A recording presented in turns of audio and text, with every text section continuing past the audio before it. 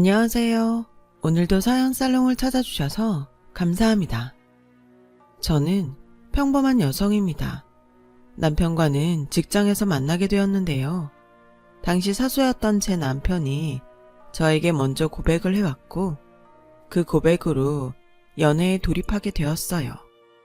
당시엔 몰랐는데 당시 남편은 30이 넘었지만 한 번도 연애를 해보지 않았던 상태였고 그래서인지 서투른 행동들이 순수하게 느껴지더라고요. 사실 저는 남편과 연애 전 이 여자 저 여자 떠보며 옮겨다니는 남자를 만나 상처를 받은 적이 있었기 때문에 그런 남편의 행동들이 더없이 좋았어요. 저 뽀뽀해도 되죠? 스킨십을 하기 전 저에게 하나하나 물어본다던가 한 달 넘게 만났는데도 여전히 저를 보면 얼굴을 붉히는 것도 모두 사랑스럽게 느껴졌어요. 주변 제 친구들은 이야기를 들으면 좀 답답하게 생각하기도 했는데 저는 아니었죠. 남편의 그렇게 떼타지 않고 순수한 모습이 오히려 더 믿음직스럽게 느껴졌달까요? 그렇게 저는 남편에게 빠져들게 되었고 결국 1년 만에 결혼을 하게 되었어요. 사실 결혼까지는 최소 2년 정도의 기간을 생각하고 있었는데 당시 남편도 나이가 많고 저도 적지 않은 터라 양가 부모님들의 허락하에 서둘러 하게 되었어요. 그래서인지 저는 시댁에 대해서 잘 알아보지도 못했고 시어머니가 어떤 성격의 분인지도 잘 몰랐어요. 어머님 안녕하세요. 아 그래, 네가 우리 재준이랑 결혼한다는 그 아가씨구나. 여기까지 오느라 고생 많았다. 얼른 들어오렴. 처음 남편 집에 갔을 때 그저 저를 반갑게 맞이해 주시던 그 온화한 얼굴과 교양 있는 말투로 보아 괜찮으신 분이구나. 그 정도로만 생각했던 것 같아요. 사실 식장 알아보느랴 신혼집 구하느랴 상견례 하느랴 정신없이 모든 게 지나갔기 때문에 알아볼 여력도 없었죠. 그리고 남편과 구하게 된 신혼집에 들어가자마자 조금 놀란 소식을 듣게 되었는데요. 바로 시어머니께서 저희 옆동으로 이사를 오신다는 거였습니다. 어머니가 옆동으로 이사를 오신다고? 그게 무슨 말이야? 당신도 알고 있었어? 아 여보, 어머니 혼자셔서 적적하시잖아. 그래서 우리 사는 집 근처에 있으면 아무래도 외로움도 덜고 좋으실 것 같아. 내가 그렇게 하라고 했어. 뭐? 아니 그런 일을 당신 혼자 처리한 거야? 적어도 상의는 해봐야지. 상의? 그래야 했나? 그때 알았어야 하나 봐요. 제가 그걸 상의 없이 덜컥 그리하면 어쩌냐고 닥달하니까 남편은 그제야 그래야 했냐며 그럼 이제 와서 어쩌냐고 우는 소리를 하더라고요. 어이가 없었죠. 저 또한 난감하기 그지 없었어요. 이미 집도 구하신 마당에 다시 돌아가라 할 수도 없는 노릇이고 그저 웃는 얼굴로 어머님을 뵈어야 하는 수밖에 없었죠. 어머님은 이사 온 첫날부터 저희를 자기 집에 초대하셔선 저녁 식사를 같이 하자고 하셨는데요. 그래서 자그마한 선물을 들고 어머님 집에 발을 들였는데 어머님이 식사 중에 난데없이 더없이 온화한 표정으로 이런 말을 하시더라고요. 얘들아, 내가 이제 옆에 있으니 걱정하지 말고 아이도 갖고 하려무나. 아이 낳으면 손 갈 일 많을 텐데 내가 돌봐주면 되지 않니? 그래야 너도 직장에 빨리 복귀할 수 있고. 아, 네 어머님, 그래 주시면 너무 감사하죠. 근데 어머님 연세도 있으시고 하니까 그건 나중에 한번 얘기해봐요. 어머님께서 아이 낳으라고 봐주신다고 했을 땐 감사했어요. 아이 낳으면 몇 년은 직장을 쉬어야 하고 그럼 경력이 단절될 테니 그 부분에 대한 걱정과 두려움이 많았거든요. 하지만 한편으론 딱히 아이 욕심이 있진 않았던 터라 결혼 전에도 남편과 아이를 낳을지 말지에 대한 문제는 충분히 상의하고 결정하자 했기에 그날은 말을 돌렸어요. 이후 일이 정신없이 돌아가게 되었고 남편도 저도 일에 매여 있었던 시기가 이어졌어요. 그런데 딱히 저와 남편 사이에 아이 소식이 없자 시어머니는 불안하셨는지 저를 불러다 앉혀놓고 이런 말씀을 하시더라고요. 얘, 설마 애 안 낳겠다는 거 아니지? 네? 나는 다른 거 몰라도 손주 욕심만큼은 있는 사람이야. 네가 애초에 애 안 가지려는 여자였으면 결혼 허락도 안 했다. 우리 집안 대 있는 아들을 낳아야 내가 네 시아버지 있는 하늘 가서 면목도 생기는 거야. 알았니?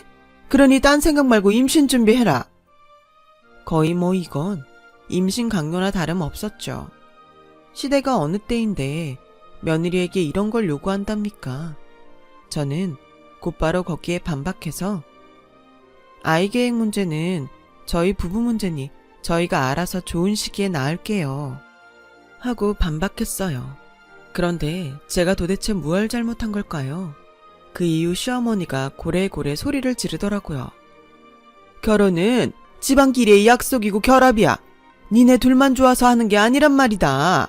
너 지금 속으로 내가 옛날 사람이라고 생각하면서 무시했지? 근데 이게 현실이다. 너는 우리 집안 며느리고 그러니 내 말을 들어야 하는 거야. 다시 한번 말하지만 행여나 아이 안 가질 생각이면 내가 두 팔 걷어붙여서 니네들 이혼시킬 거야.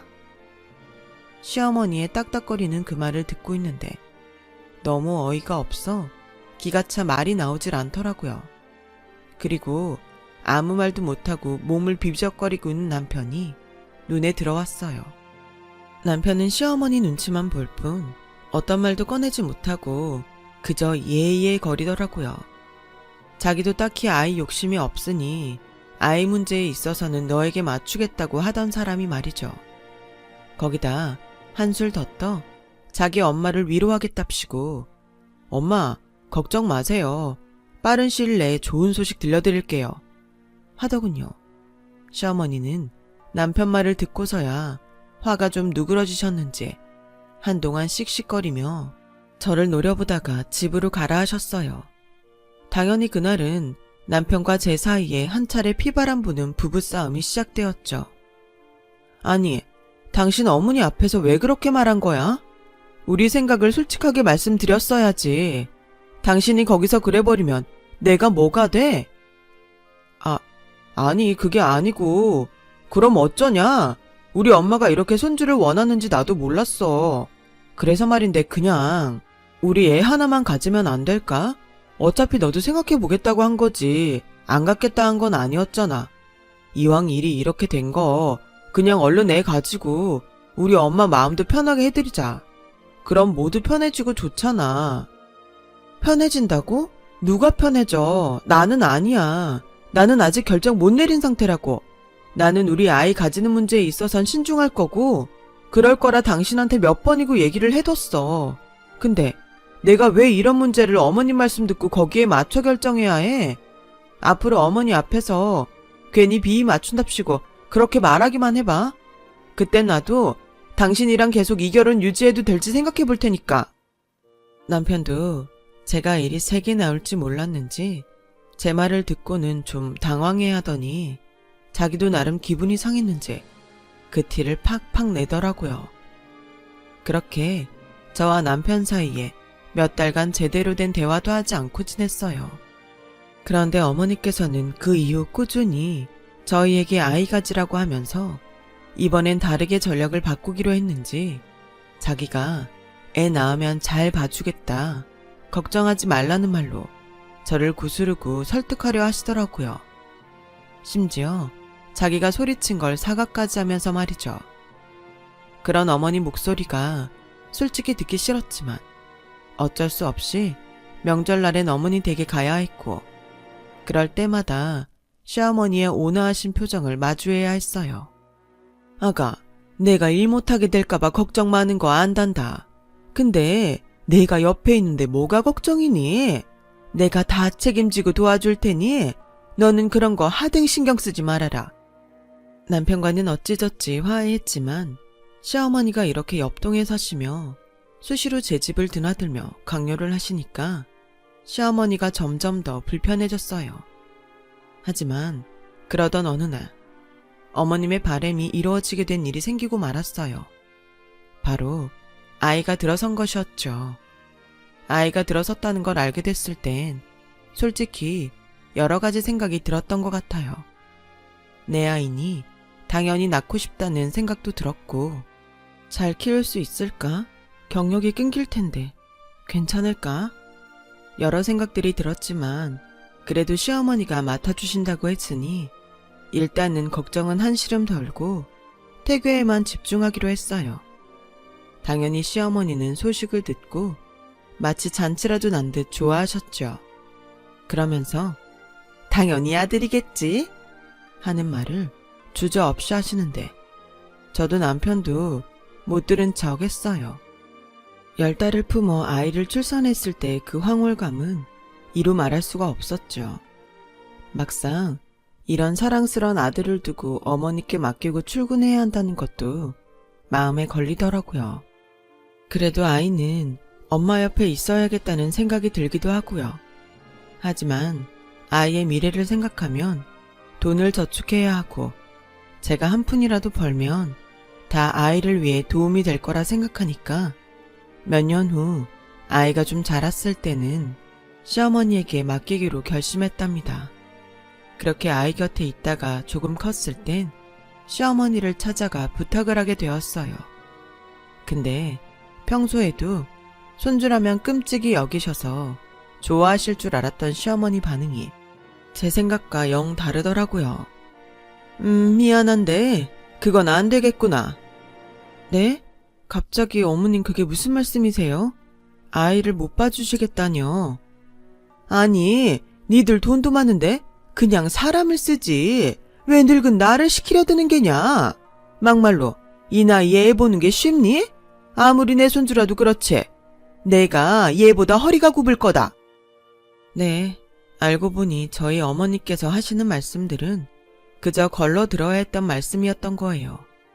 나중에 알고 보니 더 소름이 끼쳤던 게 남편이 은근슬쩍 제가 아이 갖는 걸 원치 않는다는 식으로 운을 띄웠더군요. 그래서 시어머니가 자기가 잘 돌봐주겠다느니 그런 말을 하게 된 것이었고요.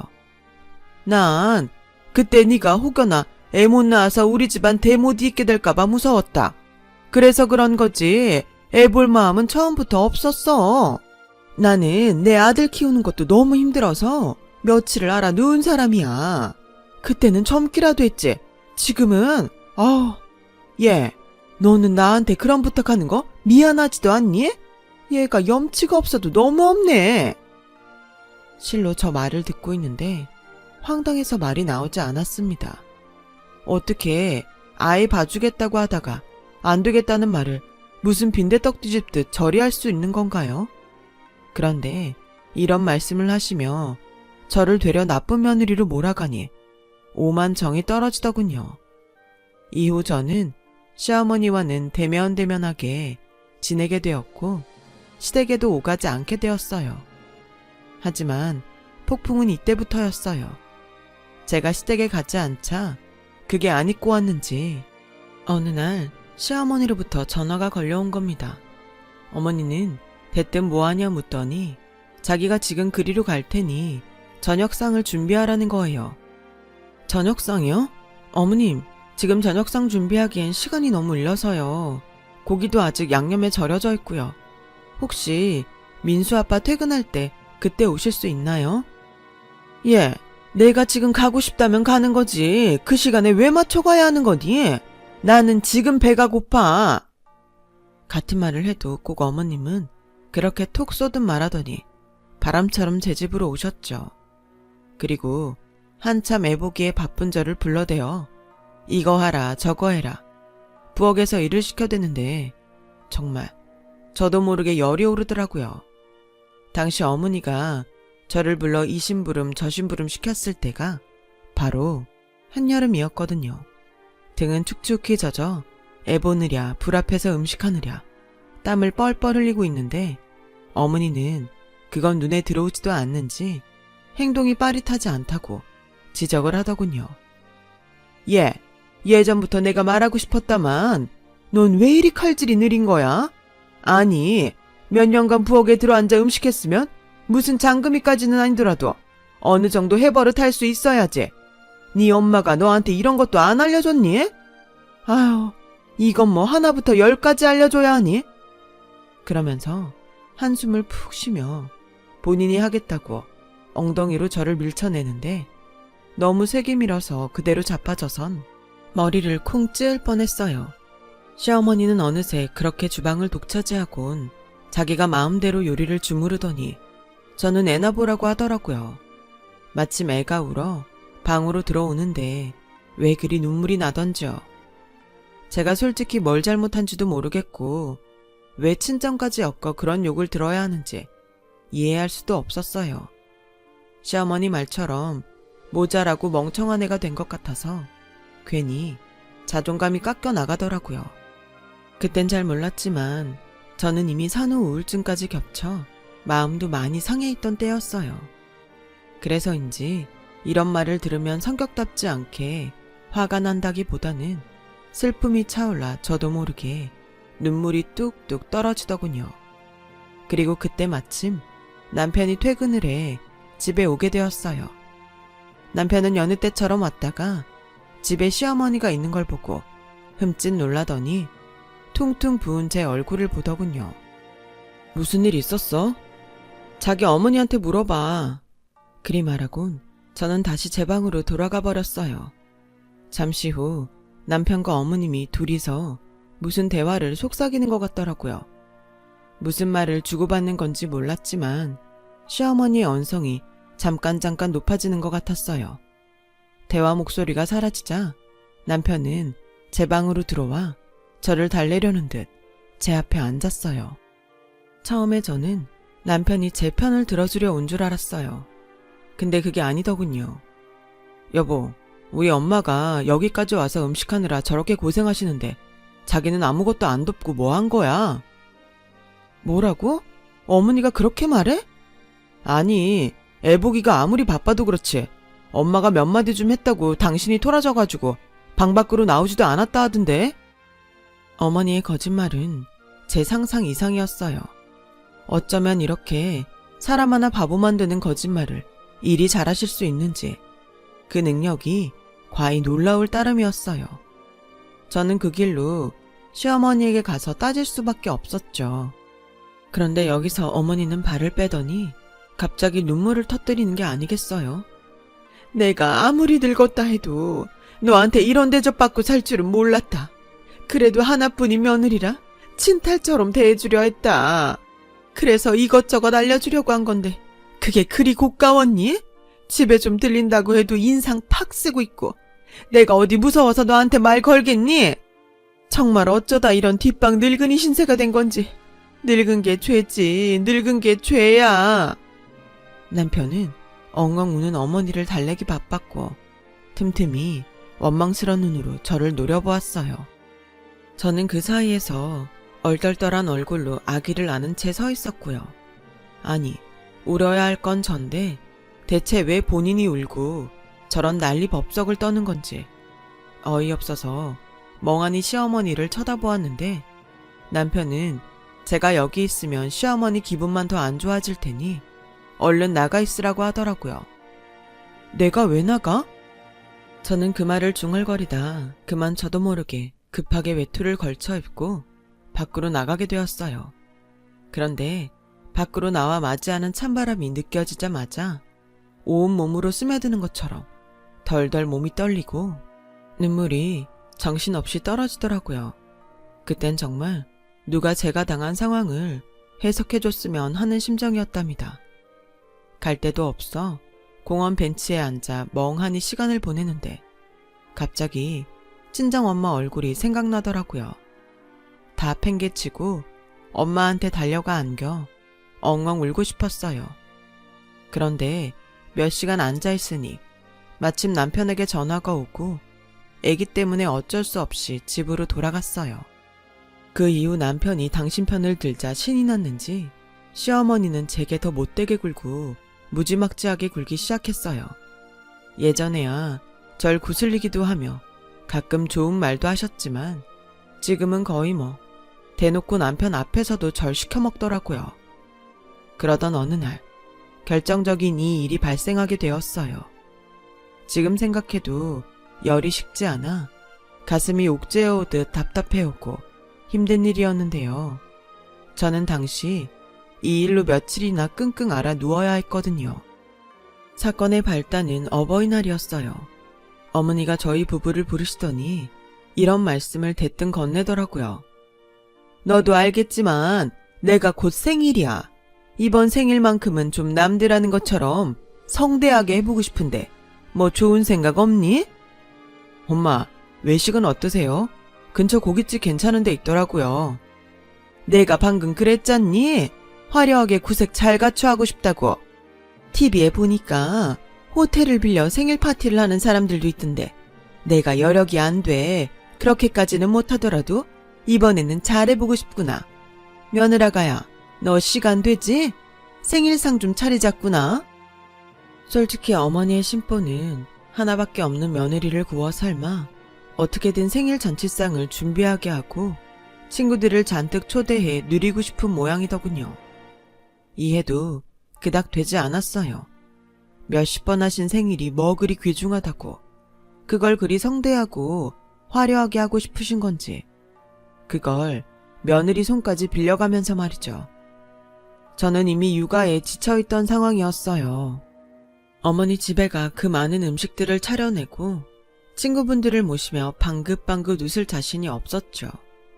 그런데 어머니는 이미 기대에 잔뜩 하신 얼굴로 자기가 어떤 음식을 할지 미리 생각해 두었다며 이 사진 저 사진을 보여주셨고 그러면서 저에게는 손이 많이 가지 않는 음식들이라 하기 편할 거라고 하더라고요. 남편은 옆에서 고개를 끄덕이며 우리 엄마 좋겠네. 엄마 누구누구 부를까? 그 엄마랑 친한 동네 분들 다 부를 거지. 성미 아줌마도? 하고 분위기를 잔뜩 띄우고 있었고요. 정말 한심하기 그지없었죠. 어머님, 죄송한데 이 정도 인원 맞춰서 음식 준비하는 거면 저 혼자로는 부족할 것 같은데요. 아가씨나 부를 사람 없나요? 아니면 요즘 사 먹는 음식도 잘 나와 있던데요. 차라리 전문 업체에 어머니 원하시는 음식들을 맡겨서 주문하는 게 맛도 더 좋지 않을까 싶어요. 저희가 비용 어느 정도 보탤게요. 예, 그게 무슨 소리니? 음식은 뭐니 뭐니 해도 정성인데 내가 거기에 그딴 싸구려 배달 음식 내놓으란 소리야. 애들이 날 뭘로 생각하겠어? 며느리한테 대접 못 받고 사는 시어머니라 생각하지. 정말 너는 말을 해도 꼭? 어머니, 배달 음식이 아니고요. 제 말은 말도 안 되는 소리 하지 마라. 너 음식 하기 싫으면 하지 마. 나 혼자 어떻게든 알아서 할 테니. 하기 싫으면 하기 싫다 말하지. 어디서 곧단 배달 음식을 CM이 생일상에 내놓으려 해. 시어머니는 정확히 이런 반응이었어요. 죽어도 생일상은 제 손으로 만든 음식이어야 했고 그게 아니면 자기는 대접 못 받는 시어머니가 될 거라고 하더라고요. 제가 어머니 말을 곱씹고 곱씹다 우라통이 터질 것 같아 나는 못하겠다고 몇 번을 말씀드리려 하니 남편은 제게 여보, 어머니 원하는 대로 들어드리자 하면서 또 시어머니 비위를 맞추려 했고요. 거기에 제가 폭발해 그날 남편을 붙잡고 묻게 되었는데요. 그 물음이 결국 입씨름으로 이어지게 되었어요. 여보, 이게 내가 잘못하는 거야? 지금 어머니가 나한테 자기 생일상 막노동 시키려고 하는 거잖아. 아니, 안 하겠다는 게 아니야. 애도 있는데 좀 더 크고 나서 저러셔도 되잖아. 혼자 안 되겠어서 아가씨 부르면 안 되겠냐 했더니 걔는 회사 일 때문에 바빠서 안 된다고 하는데 이게 말이 돼? 당신은 왜 이렇게 이해심이 없어? 엄마가 하나뿐인 며느리한테 그 정도 바랄 수도 있지. 끼케야 하루 몇 시간 일하는 건데 그것도 들어주기 힘들어? 당신 가끔 보면 정말 이기적인 거 알아? 아무래도 꼴 보기 싫어 죽겠던 남편이 절 비난하고 나서자 저는 어머니께 아무래도 저 혼자 생일상 차리는 건 힘들다 선언을 해버렸어요. 그런데 더 웃긴 건 시어머니의 태도였어요. 제가 생일상을 혼자 못 차리겠다고 하자 시어머니가 나름의 시위를 시작한 거죠. 남편 말을 들어보니 매일같이 우시면서 밥도 못 먹고 그러면서 이 모든 게 자기가 죽지 않고 살아있어서 이렇게 된 거라고 하시더랍니다. 어이가 없어서 며칠을 그대로 두고 봤어요. 근데 시어머니가 도무지 그칠 기미를 보이지 않으시고 요지부동이더라고요. 그렇게 나오니 저도 별 수 있나요? 어쩔 수 없이 벼르고 벼르는 심정으로 그 많은 음식을 혼자 준비하게 되었어요. 지금 생각하면 참 한심했죠. 아직도 시어머니 생일날 갔던 풍경부터 잊을 수가 없는데요. 글쎄 낑낑거리며 양손에 짐을 가득 들고 시댁 현관문을 두드렸더니 화장을 하고 계셨던 시어머니가 친구들과 깔깔거리며 나오셔선 저에게 얼른 음식을 시작하라고 하더라고요. 우리 배고프다 얘. 최대한 빨리 해라. 어젯밤에 몇 개 만들어 온 것도 있으니까 금방 끝나겠지? 순간 숨이 턱 막혀오면서 가슴 깊은 곳에서 한숨이 뿜어져 나오더라고요. 그러니까 시어머니는 처음부터 저를 도와주실 생각이 아니었던 거예요. 그 길로 부엌에 들어가 하나하나 재료를 손질하고 다듬는 것부터 하는데 내가 왜 대체 이 집 부엌에서 이러고 있는 건지 그간 쌓여온 시어머니에 대한 미움과 원망이 눈덩이 불듯 불어나는 걸 느꼈죠. 얘, 얼른 해라. 아직이니? 그 와중에 시어머니는 계속해서 저를 보채고만 있고 저는 양팔을 까며 흘러내리는 눈물을 연신 닦았어요. 그리고 어머니 친구분들이 또 들어오기 시작하는데 미리 말해두셨던 인원보다 훨씬 많았어요.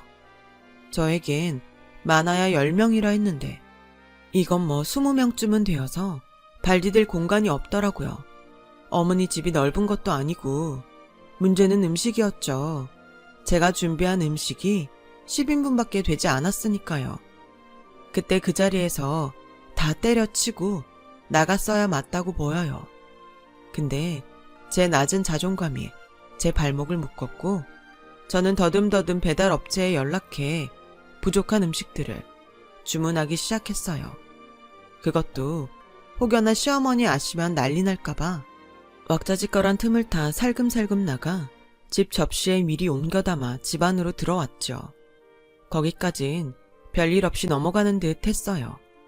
그런데 음식이 하나하나 상에 차려 나갈 때쯤 갑자기 부엌에서 시어머니 친구 한 명이 하더니 저희 어머니에게 무언가를 건네더라고요.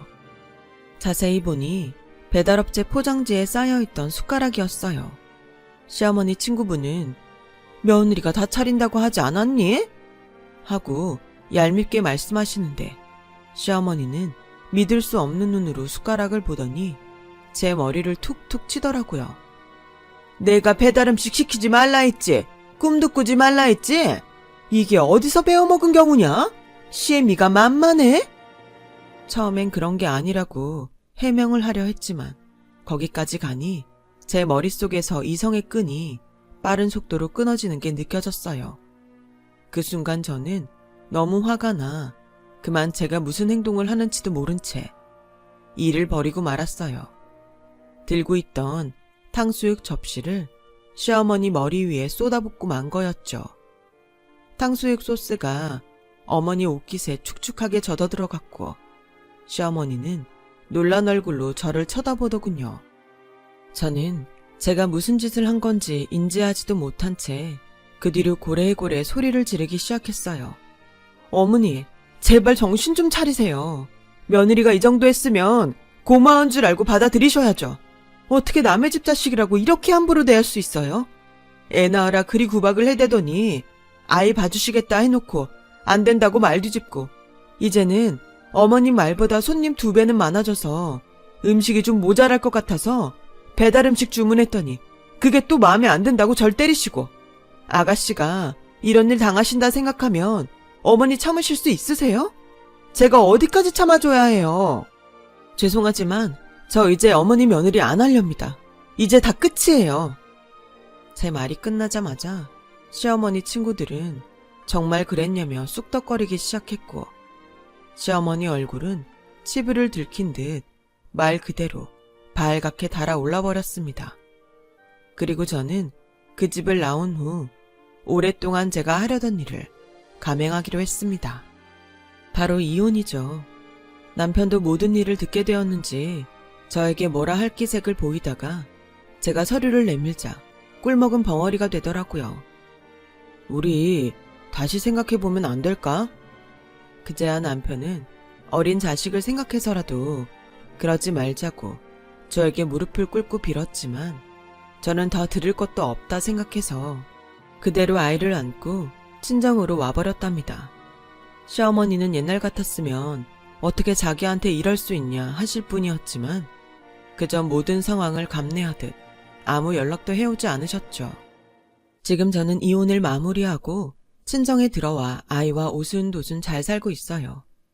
이혼을 하기 전엔 두려운 마음이 컸지만 막상 하고 나와 이렇게 둘이 사니 마음이 정말 편안합니다.